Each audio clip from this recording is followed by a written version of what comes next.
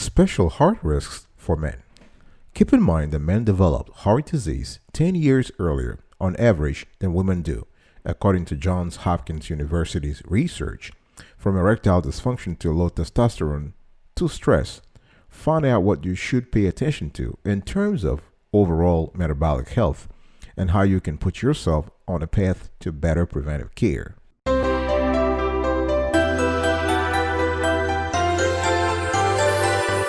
Welcome back, folks, to another edition of Sweetie Kiwi. I hope you are doing fantastic today. I'm doing marvelous. If you're doing as great as I am, go grab a cup of coffee or tea or vodka and let's roll. Today I want to talk to you about special heart risks for men. Now, women out there, you are also invited to hear this conversation in case you have a brother, you have a husband, you have a relative, a male relative who needs to hear this. It's very important to get educated, whether you're a woman or man, in terms of the special heart risks for men. Number one, heart risk factor, erectile dysfunction. Now, a lot of people believe that ED is just the inability to get an erection at all. But you have to understand that an early sign of the condition is not just being able to have it, is also being able to maintain an erection long enough to have satisfactory sexual intercourse, right? So it's not even ED problems aren't a normal problem, a normal part of getting older. Again, this is another misconception. Rather, those ED symptoms almost always indicate a physical problem. Now, a lot of physicians consider erectile dysfunction as a barometer for overall cardiovascular health because the penis, like the heart, is a vascular organ, right? Consequently, the male organs, arteries, are much smaller than the heart, but arterial damage shows up there first, often years ahead of heart disease symptoms. So generally, what research has shown, and the Johns Hopkins University scientists have proven this over and over again, is that men in their 40s who have erection problems but no other risk factors for cardiovascular disease, they run, and hear this, they run an 80% risk of developing heart problems within 10 years. So treatment tends to be very successful when people start as soon as they begin to notice their erections problems over more than a couple of months. So the deal here is that if someone has, if a man has noticed erection problems over, say, 3 or 6 months, then they would have to contact their physician, and an ED workup by a doctor will address heart disease risk factors such as prediabetes, for instance, excess weight, high blood pressure, right? Now, how do you prevent ED? There are a lot of stuff out there, and folks, we're not in this show providing any kind of medical advice. We're not qualified. We're not physicians. We're giving you the results of our research. Our team did research, and we're giving you some pointers based on our research, and everybody's situation is different. So if something is going on in your life, please contact your healthcare specialist and sort it out with them. All right. How do you prevent ED? There are a few other things here where you can do. You watch what you eat, right? If your diet is bad for your heart, it's also not good for your ability for erections. You want to maintain a healthy weight, right?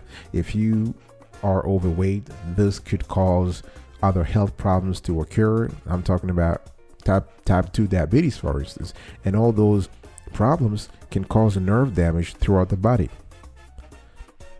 Avoid high blood pressure and high cholesterol. Right? High cholesterol or high blood pressure can damage blood vessels, including those that bring blood to the penis. So eventually this may lead to ED, right? Drink alcohol in moderation or not at all. We've said this before in other shows. It is really important to consume alcohol in moderation or not at all. There's no evidence, though, that mild or even moderate alcohol consumption is bad for erectile dysfunction. However, chronic heavy drinking can cause liver damage, nerve damage, and other metabolic adverse conditions. such as interfering with the normal balance of male sex hormone levels, and those consequently can lead to ED. You want to exercise regularly. There has been time and again a strong evidence linking a sedentary lifestyle to erectile dysfunction. So things like swimming, running, biking, and other forms of aerobic exercise have been shown to help prevent ED. Another way you can also prevent ED is to avoid anabolic steroids, right? I mean, everybody knows that those drugs, which are often abused by athletes and bodybuilders, they can shrink the testicles and sap your ability to make testosterone, to produce testosterone through the testicles. Now, if you smoke, please stop now. I mean, smoking is just bad in general, not just for ED, but it's just bad in general. So if you smoke, stop now, because smoking cigarette can harm blood vessels and curb blood flow to the penis. And nicotine makes blood vessels contract, which can also hamper blood flow to the penis. Another thing you want to do is to steer clear of risky sex. Here I'm talking about uncomfortable sex, right? So if you engage regularly in certain positions that are just plain uncomfortable to you, don't do it. And the last thing you want to think about is to curb stress. Now, believe it or not, psychological stress boosts levels of the hormone adrenaline, which makes blood vessels contract. And if the blood vessels contract, guess what? This is bad news for your erection, right? So anything a man can do to ease tension and feel better emotionally, physically, is likely to give his sex life a big boost. I'll be right back right after this. Don't go anywhere.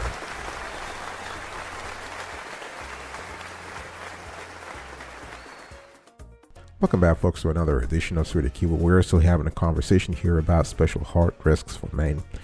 And if you like the clarity and the quality of the content so far, please consider subscribing to our channel and turn on the notification bell so you can be informed whenever we release the new show.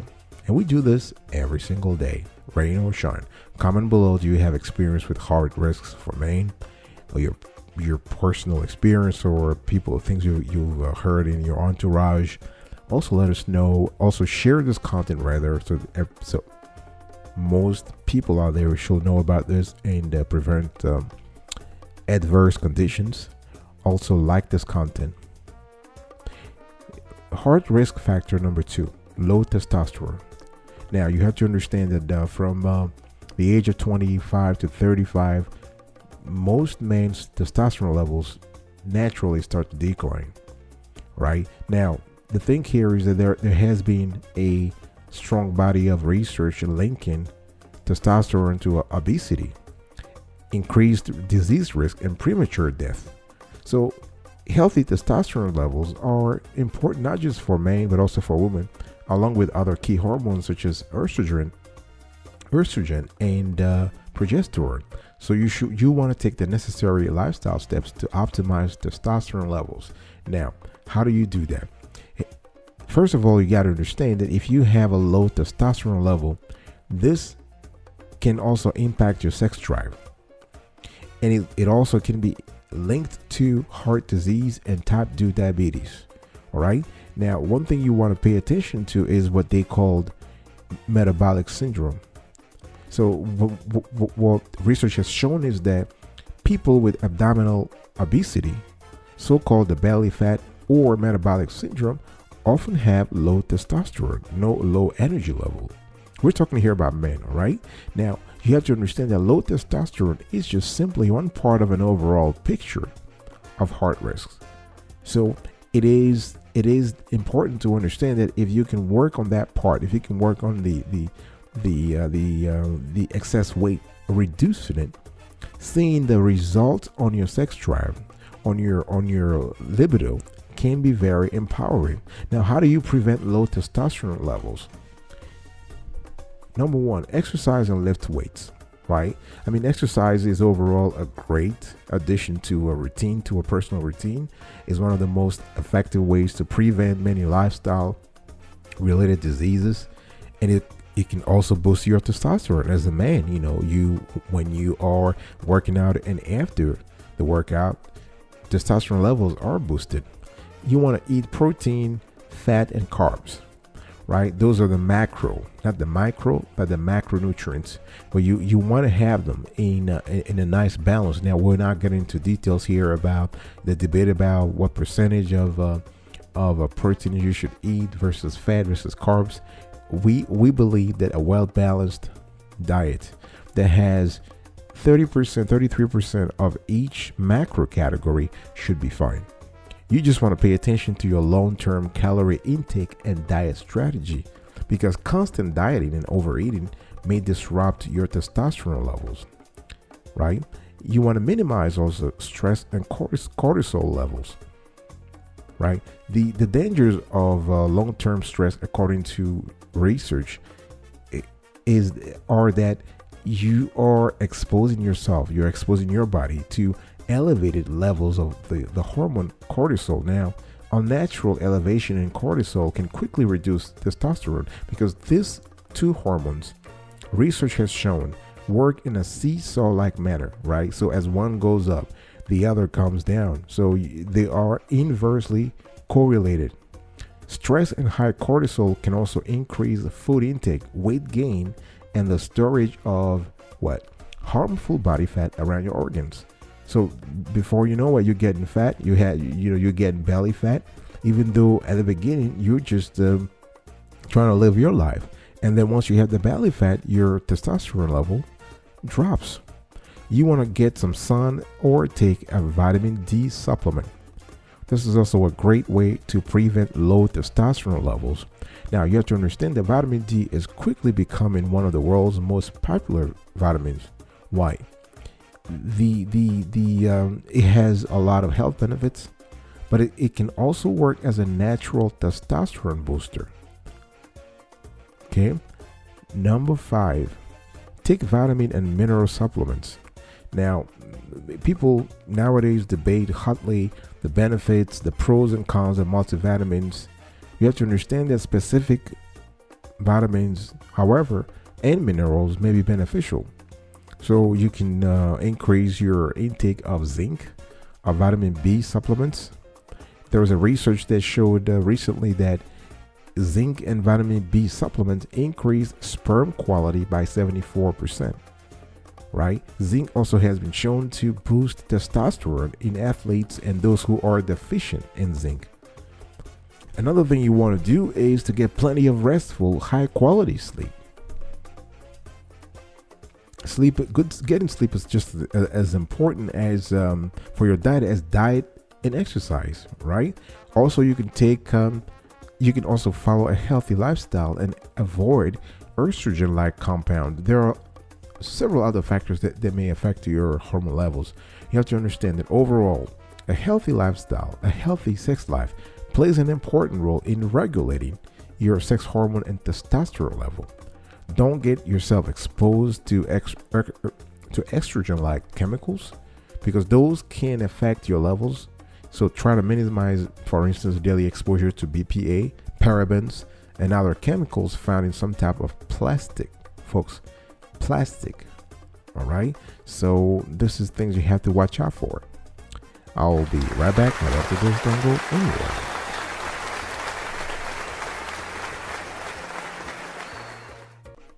Welcome back, folks, to another edition of Sweetie Kibo. We're also having a conversation here about the special heart risks for men. And we want to talk to you right now about the heart risk factor number 3, stress. And, anxiety, frustration, anger, stress, all those things raise levels of blood pressure and stress hormones, which in return can restrict blood flow to the heart. You have to understand that in some cases, damage can be immediate. In the 2 hours after an angry outburst, for example, your risk of a heart attack is nearly 5 times greater, and your risk of stroke 3 times higher. Research has shown. Now, the thing here is that chronic stress can build over time, damaging arteries, lessening your metabolic functions. And again, those things are being done gradually. You don't even feel them. Now, men who have angry or hostile personalities, for instance, have a higher risk of developing heart disease. So sexual problems related to heart disease can cause added anxiety or relationship stress, right? You can, and remember that stress can also affect the quality of your sleep if you're lucky to have some at all. So psychological factors, emotional factors, physical factors, all of this are related when it comes to heart health. Now, how do you prevent stress? Obviously, you got to keep a positive attitude. You have to understand that, there are certain things that you cannot control, certain events you just cannot control. Try to reduce aggressiveness. You can learn and practice relaxation techniques, right? Things like Tai Chi or yoga or meditation, so you can manage your stress level better. Try to exercise. The thing is, if your body is fit, it can fight stress a lot better. Eat healthy, well-balanced meals. Try to be productive by managing your time more effectively. You want to make time for hobbies, interest, and relaxation. That's very important, folks. It's not just about working hard and hard and hard and hard. You gotta find time also to relax. Please don't rely on alcohol, drugs, or compulsive behaviors to reduce stress. And don't seek a scapegoat. Don't try to put your stress level on somebody else. Now, if things are hard, things are complicated, and you can't handle it on yourself, speak to your partner or speak to a family member about this. And if things are still not happening the way you want them to happen, seek out social support. You want to spend enough time with those you enjoy, but also with those who can help you. Because sometimes family can't really help you. They cannot help you simply because they don't have the qualifications, they don't have the knowledge, or they don't have the willingness to do so. Yeah, could be sad, but this is the real life here. And another way to prevent stress is to seek treatment with a psychologist or any other mental health professional trained in stress management or biofeedback ways. All right, folks, so this is really it for today's edition of the awesome Sweetie Kiwi show, the special heart risks for men. There are 3 of them. Let's just quickly recap here. Heart risk factor, erectile dysfunction. Number 2, heart risk factor, low testosterone. And number 3, heart risk factor, stress. Thank you so much for listening to me. I will see you next time. But until then, remember, stay marvelous.